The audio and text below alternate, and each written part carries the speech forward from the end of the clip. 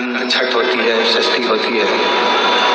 ये भादों के पावन महीने में पूरे वर्ष में केवल एक दिन स्कंद षष्ठी आती कि स्कंद भगवान के अगर केवल स्कंद पुराण को भी कोई जीव श्रवण कर लेता है तो मृत्यु जीते जी भी उसके लिए मार्ग प्रशस्त होकर एक बार वो भगवान का दर्शन भले वो किसी रूप में करे, पर मरने से पहले उसको ऐसा महसूस होता है कि मैं वैकुंठ का दर्शन कर कर आया हूं। षडानंद कार्तिकेय जी महाराज का शिव महापुराण वर्णन करती है, किसी भी छठ के दिन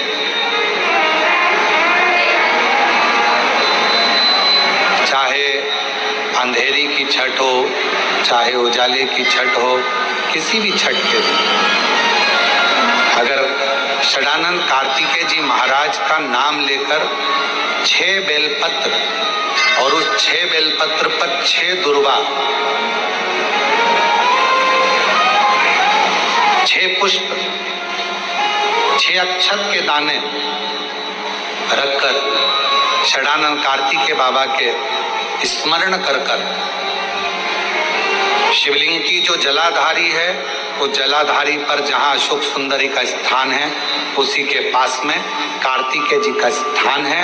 किसी भी छठ पर यदि आप बाबा को वो बेलपत्र, वो दुर्वा, वो पुष्प, वो अक्षत का दाना 6 समर्पित करते हैं, किसी भी छठ के दिन, षष्ठी के दिन स्कंद भगवान का नाम लेकर, स्कंदेश्वर बाबा का नाम लेकर, कार्तिकेय बाबा का नाम लेकर यदि समर्पित करते हैं तो जिंदगी में कितना भी कर्जा हो वो कर्जा 3 महीने के अंदर समाप्त होता ही है। कितना भी कर्जा, ये उसको भान होता है स्कंद पुराण को मात्र श्रवण कर लेने से। मात्र श्रवण, स्कंद भगवान का पूजन करा, भगवान शंकर का शिवलिंग बनाया, शंकर भगवान के गणेश जी को और स्कंद देव को बिठाकर पूजन किया। इतना पूजन करा विश्वामित्र और सत्याव्रत ने, इतना पूजन करा, भगवान विष्णु ने कहा नया रास्ता बना दिया जाए। विश्वामित्र जी ने धर्म से स्कंद देव से कहकर एक मार्ग का निश्चय किया। उस मार्ग पर राजा सत्याव्रत चलकर जाने लगे। जब थोड़ी दूर पर राजा सत्याव्रत पहुंचते सी उसी समय पर इंद्र को जलन होने लगी कि जीते जी तो कोई आ ही नहीं सकता, तो मरा हुआ ये जीते जी कैसे आ गया। इतने में इंद्रदेव ने उसी समय राजा सत्याव्रत को ऊपर से नीचे धक्का मार दिया। धक्का दिया, राजा सत्याव्रत नीचे आ गया। वैकुंठ के मार्ग से धक्का देकर राजा सत्याव्रत को नीचे फेंक दिया। राजा सत्याव्रत ने विश्वामित्र जी से कहा मेरा तप, मेरी साधना और स्कंद देव ने मुझे मार्ग दिया, इसके बाद भी इसने नीचे क्यों फेंका, मैं नहीं जानता, पर तू चिंता मत कर। विश्वामित्र जी ने कहा फिर स्कंद देव की पूजन कर। महाराज, एक बेलपत्री, एक तुलसी, एक बेलपत्री, एक तुलसी, एक बेलपत्री, एक तुलसी स्कंद देव को चढ़ाया गया। और जब बेलपत्र और तुलसा चढ़ाया गया, स्कंद देव प्रसन्न हो गए महाराज, और प्रसन्न होकर कहा, भगवान नारायण को याद किया। भगवान विष्णु ने कहा मांगिए क्या चाहिए। स्कंद देव ने कहा एक काम करो, वैकुंठ तो दुनिया जाती है, इनके लिए अलग वैकुंठ का निर्माण करा जाए, अलग से वैकुंठ बनाया जाए। वैकुंठ लोक और मृत्यु लोक के बीच में एक वैकुंठ बना दिया गया और उस वैकुंठ पर मार्ग प्रशस्त करा सत्याव्रत के लिए। जब राजा सत्याव्रत के लिए मार्ग प्रशस्त करा तब भगवान विश्वामित्र को लगा कि वैकुंठ तो हवा में टंग रहा, कहीं वापिस सत्याव्रत ऊपर चढ़ा और नीचे गिर गया तो करा क्या जाए। तब भगवान विश्वामित्र जी ने उसी समय पर एक बड़ा सा खंबा ले जाकर उस वैकुंठ में लगाया। खंबे को लगाया, सत्याव्रत ऊपर गया। जाने के बाद जैसे सत्याव्रत ने प्रणाम करा, प्रणाम करते ही, वैकुंठ का दर्शन करते ही एक अश्रु उस खंबे पर गिरा। उस खंबे पर गिरते ही वो अश्रु के खंबा स्पर्श होने से नारियल का वृक्ष प्रकट हो गया। भगवान उसी समय माता पार्वती ने कहा स्कंद देव, भले लोग गणेश जी का पूजन करे, प्रथम गिनती में गिने, पर तू हर कलश के ऊपर तू ही विराजमान मिलेगा। और स्कंद देव उस नारियल के रूप में विराजमान हो गए महाराज। उसके लिए वैकुंठ का रास्ता दूसरा बना दिया जाएगा और वो जीते जी वैकुंठ जीते जी। आज स्कंद षष्ठी है। तो आज के ही दिन, स्कंद षष्ठी के ही दिन, एक बेलपत्र, एक दुर्वा, एक श्वेत पुष्प, सफेद फूल, स्कंद भगवान का जो स्थान है, स्कंद भगवान का जो स्थान है, उस स्थान पर एक बेलपत्र, एक दुर्वा, एक श्वेत पुष्प चढ़ाकर जल की धार को स्कंद बाबा पे समर्पित करते हुए शिवलिंग पर अगर समर्पित किया जाता है तो कितना भी, चाहे परिवार में विवाद चल रहा हो, चाहे परिवार में विवाद चल रहा हो, चाहे रिश्तेदारों में विवाद चल रहा हो, चाहे आपस में विवाद चल रहा हो, स्कंद षष्ठी के दिन अगर जल स्कंद भगवान का नाम लेकर समर्पित किया जाता है आज के दिन, तो परिवार में वापिस प्रेम बढ़ जाता है और परिवार टूटने से इतना नियम स्कंद षष्ठी का, इतना क्रम शिव महापुराण के अंतर्गत।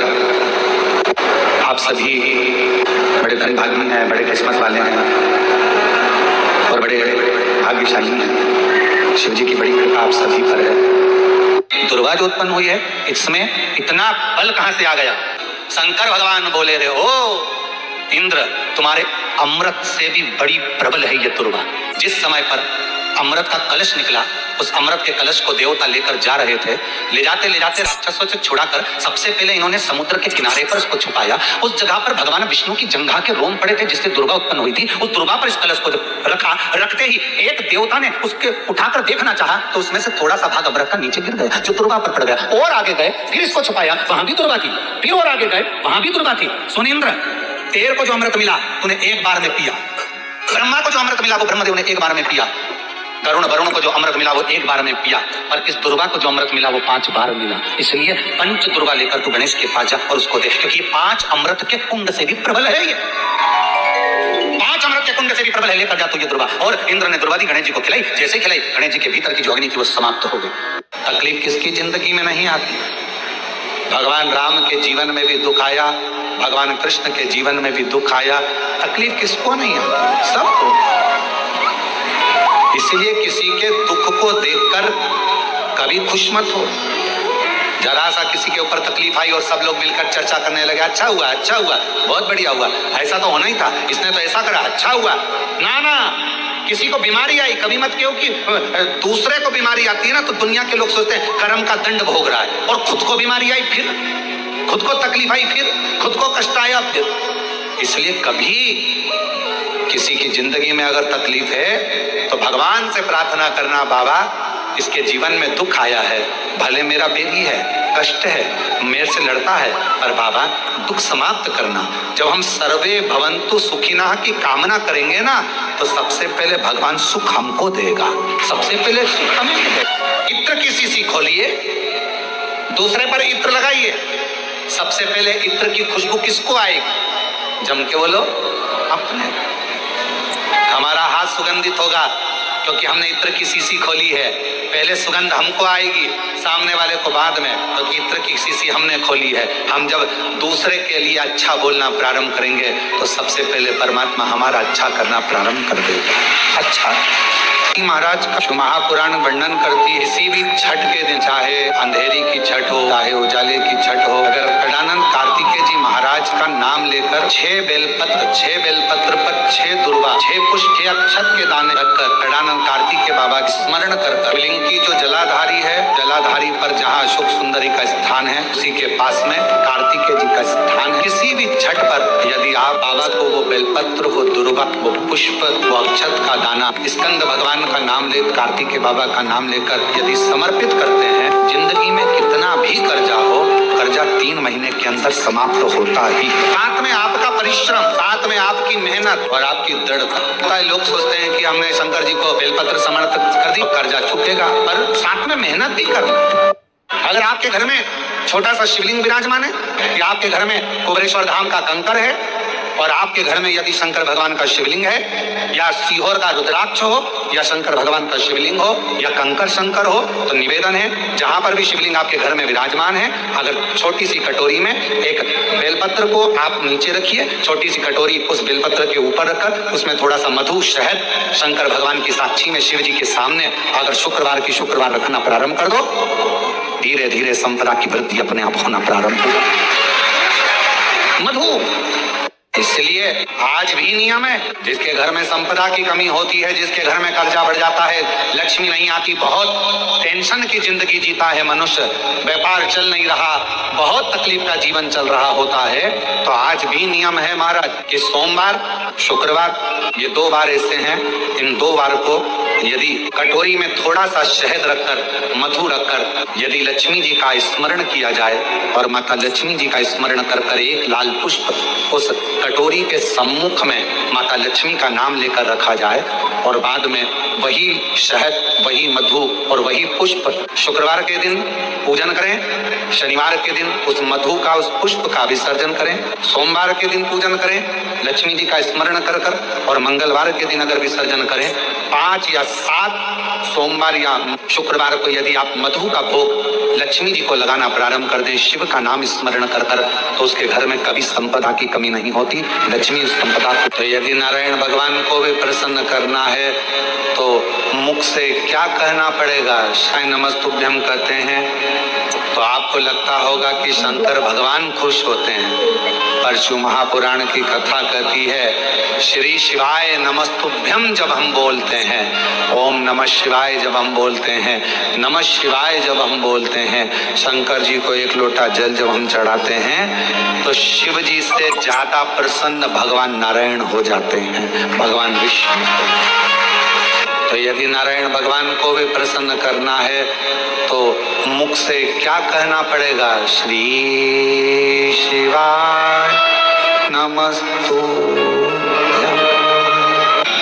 भस्म का श्रृंगार, भस्म का दर्शन और भस्म धारण करना, ये भगवान शंकर की अविरल भक्ति है। और मेरी जीजियों, मेरे जीजाओं, बेटियों, बेटाओं, मेरी माताओं, मेरे बुजुर्ग, मेरे माता पिता तुल्य जितने भी भाई बंधु बैठे हैं, आप सबसे निवेदन करूं, ज्यादा नहीं तो प्रयास करा करो अपने घर में काशी की या उज्जैनी की या जो भी बड़ा शिवालय हो, वहां की थोड़ी सी भस्म अपने घर में होना चाहिए। क्यों? कभी कभी हफ्ते भर, 15 दिन, 20 दिन, 25 दिन में वो भस्म यदि हमारे कंठ पर, मस्तिष्क पर या अपनी जो अच्छी जगह है, कोई फैक्ट्री है, कोई दुकान है, कोई व्यापार है, कोई व्यवसाय है, अन्य जगहों पर कोई कह देता है इसने टोना कर दिया, कोई न कहे उसने टोटका कर दिया, कोई न कहे इस पे कुछ न, कोई जादू कर दिया, ना ना ना, शंकर की भस्म अगर किसी घर में है, शिव के शिवलिंग पर चढ़ी हुई भस्म यदि आपके पास में है, तो दुनिया का ना तो कोई टोना हो सकता है, ना कोई टोटका हो सकता है, ना कोई हवा हो सकती है, ना कोई हानि हो सकती है। शिव भस्म में वो बल हो,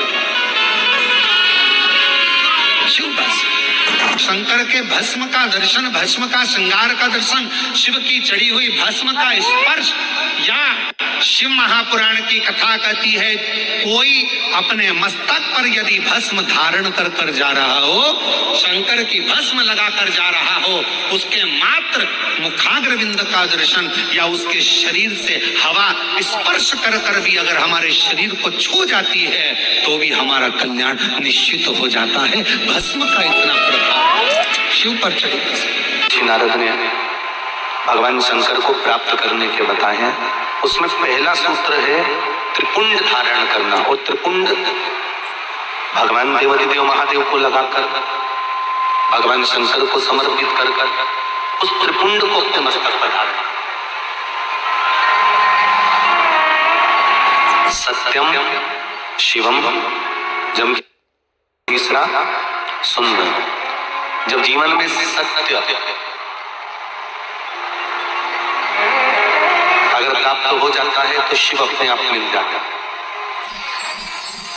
और अगर शिव मिल गया तो जीवन अपने आप सुंदर बन जाता है। उस जीवन को सुंदर बनाने के लिए हमको कहीं जाने की जरूरत नहीं पड़ती। जीवन की सुंदरता परमात्मा का भजन। मैंने तेरे ही भरोसे, ओ बाबा तेरे ही भरोसे, हवा बिच उड़ती जावांगी, बाबा डोर हटो चढ़ी आए, बैठी जावांगी।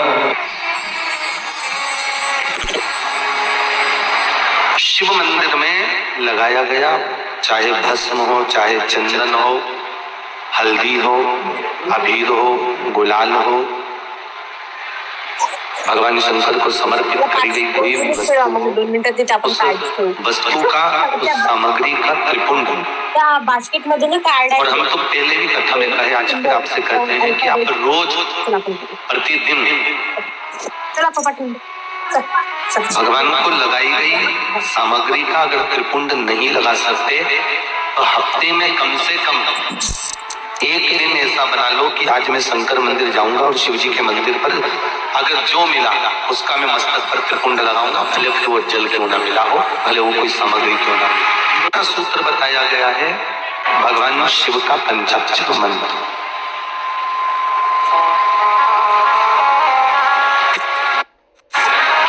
देव ऋषि नारद कहते हैं ये दूसरा सूत्र है। इस दूसरे सूत्र में भगवान के पंचाक्षर मंत्र की मूलता करना। नमः शिवाय, नमः शिवाय, ये पंचाक्षर मंत्र जब इसमें ओम को जोड़ दिया जाता है तो ये षडाक्षर मंत्र बन जाता है, अक्षर मंत्र बन जाता है। स्त्रियां, नारियां, माताएं जब भी मंत्र का जाप करती है ना, जब भी षडाक्षर मंत्र का जाप करती है तो वो पंचाक्षर से चालू करती है। स्त्रियों को, नारियों को, माताओं को जब भी शिव नाम के मंत्र का जाप करना है तो पहले उनको पंचाक्षर से चालू करना पड़ेगा। दूल्हा दरवाजे पर जब आता है, मटकी में जो दिया लगाया जाता है, सालियों लेके खड़ी होती है कन्याओं, वो मटकी में एक बत्ती का दिया लगता है कि 4 बत्ती का लगता है? जम के बोले 4 बत्ती का लगता है ना, 4 बत्ती का दिया, क्योंकि हमारे यहाँ शुभ कार्य हो रहा है, 4 बत्ती का दीप लगाया। तुम्हारे यहाँ प्रतिदिन घर में आरती करते होगे तो जो घी के डब्बे में भींगी भींगाई पत्ती रखी रहेंगे उसको निकाल के धर देते। बोलो सही है गलत है? निकाल के धरी, माचिस से लगाई, तन मन धन सब कुछ तेरा, और आरती कर पुरा के, घंटी बजा के, भोग लगा के, शक्कर रख के भगवान को प्रणाम करके चली जाती। अब तुम्हारे यहाँ सत्यनारायण भगवान की तुमने कथा करवाई तो जो घी की बत्ती लगी वो तो लगी, उसके अलावा एक दिए में कपूर अलग से लगाया। मतलब कितनी बात हो गई? एक घी की होगी, एक कपूर की आरती होगी। जजमान लोग यहाँ आरती करते हैं, उसके बाद में कपूर को फिर जला देते हैं। उसका कारण क्या? अधिकता में फल प्राप्त करना, अधिकता में फल देना।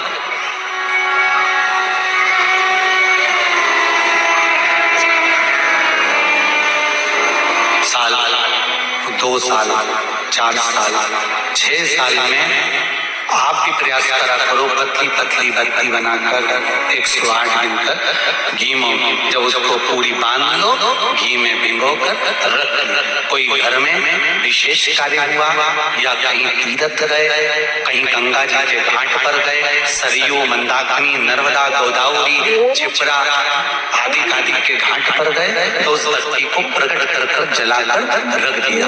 क्या होता है उससे? माता सती ने कौन सा पुण्य करा था जो शंकर भगवान के कंधे पर सब पड़ा हुआ था और शंकर नाच रहे थे? वो सती का पुण्य था कि वो कभी एक सामग्री से शिव को प्रसन्न नहीं करती थी, बहुता में देकर शंकर को रिझाती थी। इसलिए शिव ने उसको अखंडता प्रदान